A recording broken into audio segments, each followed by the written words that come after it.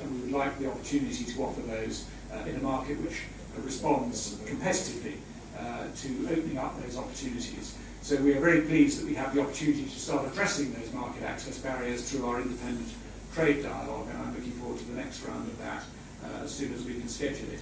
And I think there's a particular opportunity, if we're looking for things that are ready here and now to take forward that economic relationship. We know that British universities are very keen to contribute to higher education in Bangladesh. I went yesterday to the opening of a partnership between Portsmouth University in the UK and the Bangabandhu Sheikh Mujibur Rahman Maritime University here in Bangladesh, where they are now working together on issues surrounding governance and the blue economy, which are really interesting areas where I think both sides have a lot to learn from each other.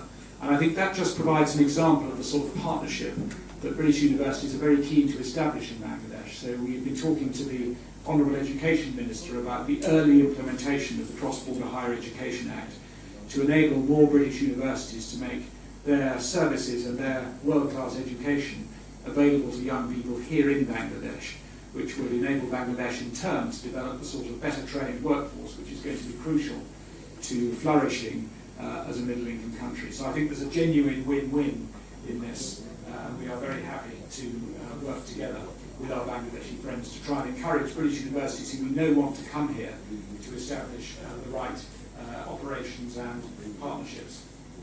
I'll just say a little bit more about a couple of particular challenges at the moment. We're continuing to work very closely with the government of Bangladesh on regional security challenges, and of course a particular challenge is the Rohingya crisis created by the actions of the Myanmar army over 4 years ago, and a crisis with which both the Rohingya refugees and Bangladesh and the host communities and the government are continuing to have to work. And we are very clear, we as the UK are very clear that our shared objective in this is for the Rohingyas to go home to Myanmar, to Rakhine State, as soon as that can happen in a way that is dignified, voluntary and safe. That should be the outcome for the Rohingyas. They should go home, they want to go home, it's what nobody wants to live in a refugee camp. And the Rohingyas themselves, their representatives are very clear that their community wants to return home as soon as possible. But clearly events in Myanmar are moving in a way that is worrying. We've seen, in February we saw a military coup in Myanmar. We've seen a government which has not so far expressed much interest in this. So I think it's clear that the Rohingya will still be in Bangladesh for some time to come. And we're working very closely with the government to make sure that Bangladesh's extraordinary generosity in hosting the Rohingyas continues, and that the funding is there to provide the Rohingyas with healthcare, food, shelter, water and sanitation that they need to live lives of basic dignity while they need to be in Bangladesh until it's possible for them to return to Myanmar.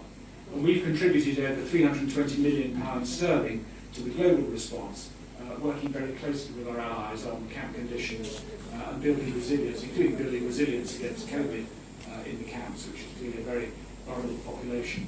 And I have to say we do view with some concern the recent violence in the camps. Clearly there are worrying things happening there, and we are talking about ways in which people can be given more productive ways to spend their time, so encouraging it to be possible for the Rohingya to volunteer, to provide camp services, to provide basic livelihoods, and for the children to be educated, because that population needs to be supported in a way that preserves its dignity and gives it productive things to do until the day, which we hope will be soon, when the Rohingyas can return to Myanmar.